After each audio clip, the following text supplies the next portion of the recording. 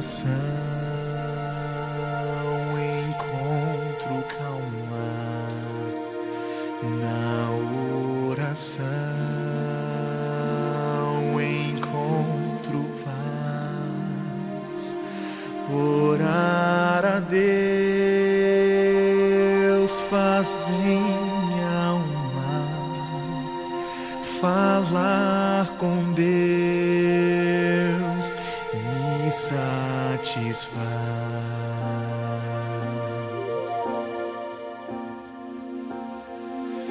Falar com Deus, que privilégio, abrir a alma ao Criador, sentir que os céus estão abertos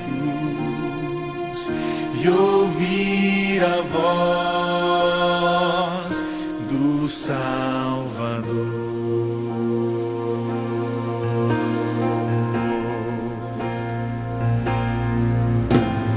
Grande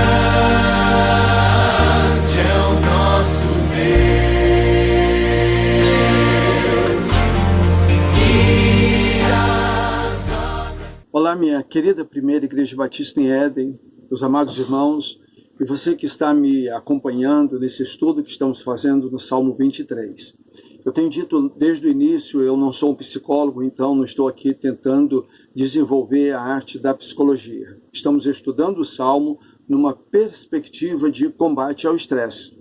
Então é um estudo feito para nos ajudar nesse entendimento e extrairmos nas entrelinhas deste Salmo a beleza da palavra de Deus e que nos leva a termos uma vida quieta e sossegada. Na primeira semana, esta já é a sexta semana, na primeira semana nós estudamos o remédio de Deus para a sua ansiedade. E aí nós estudamos o verso primeiro, o Senhor é o meu pastor e nada me faltará. Na segunda semana nós estudamos o remédio de Deus para a sua inquietude. Estudamos o verso 2, ele me faz repousar em pastos verdejantes, leva-me para junto de águas tranquilas, águas de descanso. Na terceira semana, estudamos o remédio de Deus para a sua cura emocional. Então, o verso 3, ele refrigera a minha alma, a parte A, ele refrigera a minha alma. Na quarta semana, estudamos o remédio de Deus para a sua decisão. A segunda parte do verso 3, quando diz, guia-me pelas veredas da justiça por amor do seu nome. Então, ele me ajuda a tomar decisões sábias, segundo a orientação dele e o conselho do Senhor. Na quinta semana, estudamos o remédio de Deus para passar por vales da sombra da morte. E aí nós estudamos o verso 4. Ainda que eu ande pelo vale da sombra da morte, não temerei mal algum, porque tu estás comigo, a tua vara e o teu cajado me consolam. A palavra de Deus é linda. E nesta semana, então, começando hoje, nós vamos estudar o remédio de Deus para combater a amargura. E aí nós estudaremos o verso 5, de hoje até sexta-feira. Preparas-me uma mesa na presença dos meus adversários, ou dos meus inimigos. Unges a minha cabeça com óleo, o meu cálice transborda. Então vamos estudar, vamos juntos, eu conto com você, com a sua presença, durante esses dias, até sexta-feira. E como é um momento de oração, a minha intenção é que a gente estude a palavra de Deus, para que a gente seja edificados pela palavra, e depois cada um tem o seu momento a sós com o Senhor. Quando você vai orar por você, vai orar pela sua família, vai orar pelas pessoas com as quais você está realizando um relacionamento discipulador, está numa intenção de ganhar essa pessoa para Jesus, vai orar pela sua vida profissional. Então você vai orar por você, vai orar pelos seus amigos, pela sua família, e não se esquecer de orar pelo nosso querido Brasil. Então, terminando o estudo, você faz o seu momento a sós com Deus. Então vamos lá. Nesta segunda-feira vamos fazer essa introdução e nós vamos avançar um pouquinho. E depois, terça-feira em diante, nós continuaremos. Então, como ser restaurado das amarguras? Quero ler novamente o verso 5. Então, preparas um banquete para mim à vista dos meus inimigos. Tu me honras, ungindo a minha cabeça com óleo e fazendo transbordar o meu cálice. Estou lendo aqui na NVI. na Nova Versão Internacional. Então, viver nesse mundo agitado, mundo imperfeito, a vida não é fácil, temos todas as dificuldades nesse mundo, vivendo agora nessa quarentena, um período de pandemia. Então, estamos vivendo uma vida muito difícil, mas sempre foi assim, a vida nunca foi fácil. Experimentamos dores, sofrimentos, acidentes, doenças, perdas, então tantos problemas. E nós temos então essas dificuldades todas. Porém, as maiores dores, os maiores sofrimentos nos são causados por pessoas. E esses sofrimentos, essas dores, essas amarguras são causados por pessoas, intencionalmente ou acidentalmente. Quantas vezes nós ferimos pessoas porque nós queríamos, foi intencional, a gente quis ferir, a gente quis agredir, a gente quis ofender. E às vezes foi sem nenhuma intenção. A pessoa diz, olha, você me ofendeu. Você diz, mas eu não tive intenção de te ofender. Eu nem pensei nisso. E isso acontece. E há explicações para isso, não é o caso aqui agora.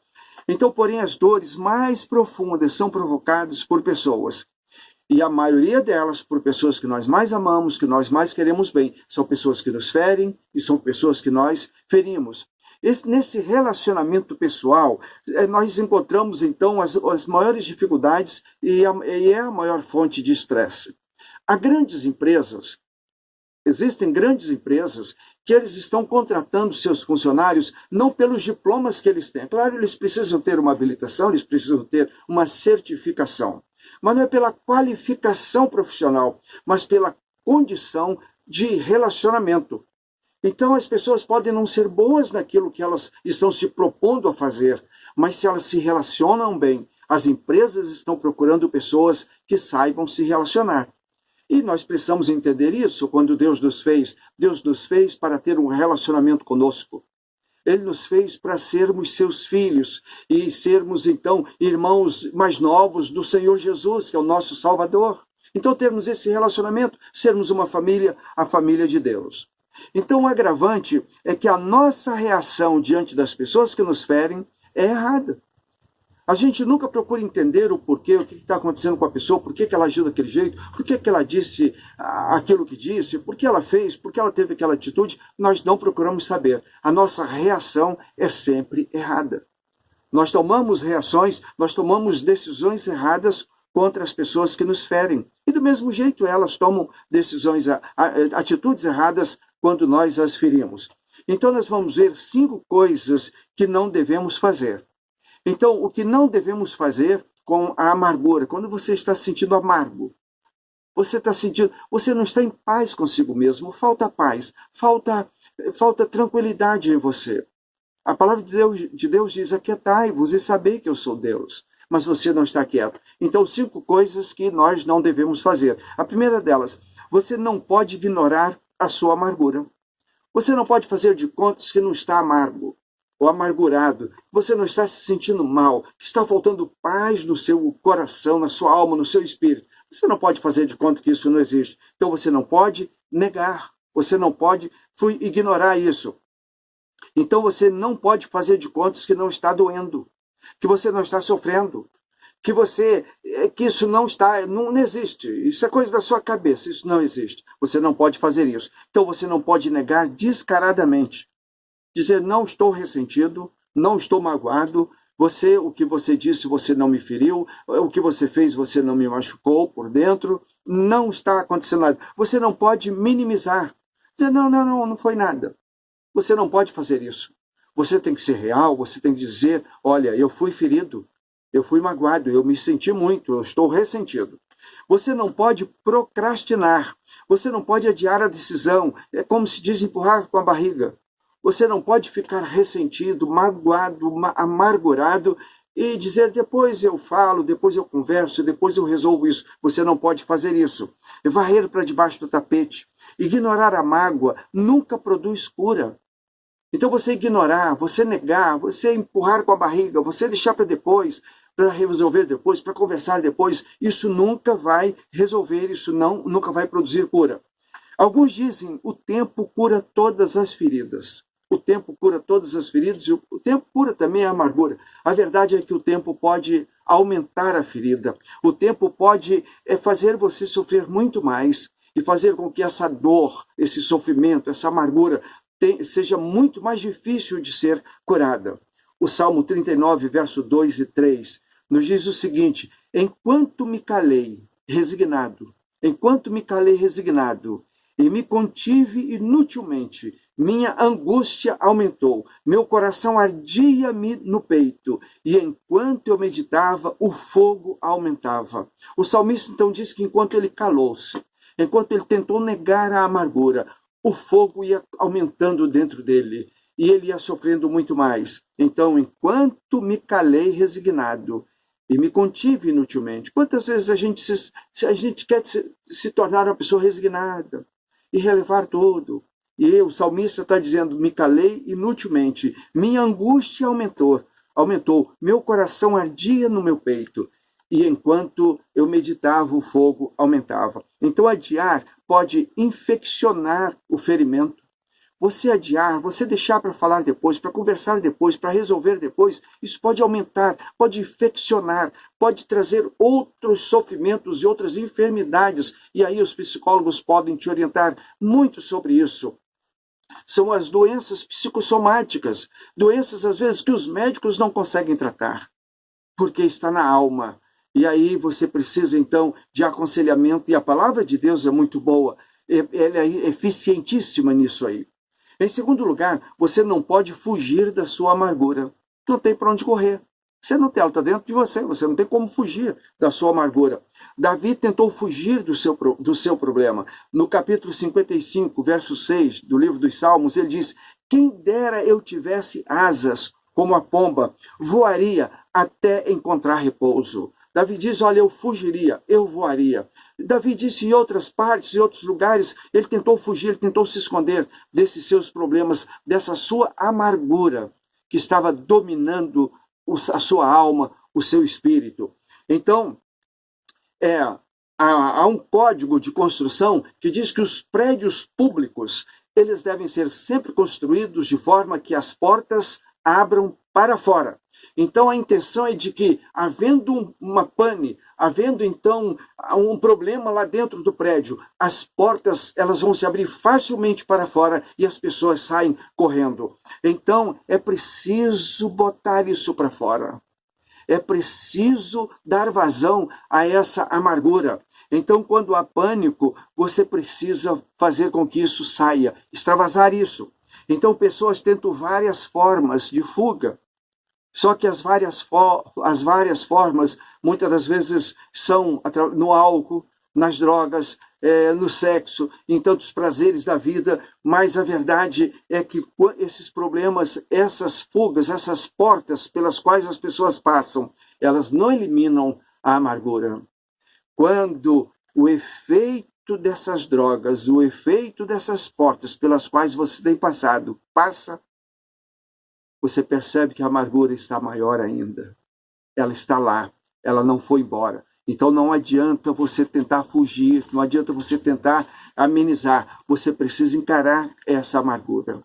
Aqui nós vamos terminar então o estudo de hoje. Amanhã nós vamos continuar. Nós vimos então, são 5 coisas. Nós vimos 2. O que não devemos fazer com a amargura. A primeira delas, não podemos ignorar. Você não pode ignorar a amargura. Você não pode fugir, não tem como fugir da amargura, ela está dentro de você. E amanhã nós começaremos, você não pode encobrir a sua amargura, não tem como tampar essa amargura. Você tem que encarar, você tem que resolver. Vamos juntos estudar um pouquinho mais. E eu tenho dito que a palavra de Deus, ela funciona sempre como princípios. Nós precisamos ler a palavra de Deus, assimilar a palavra de Deus, gravar a palavra de Deus no nosso coração.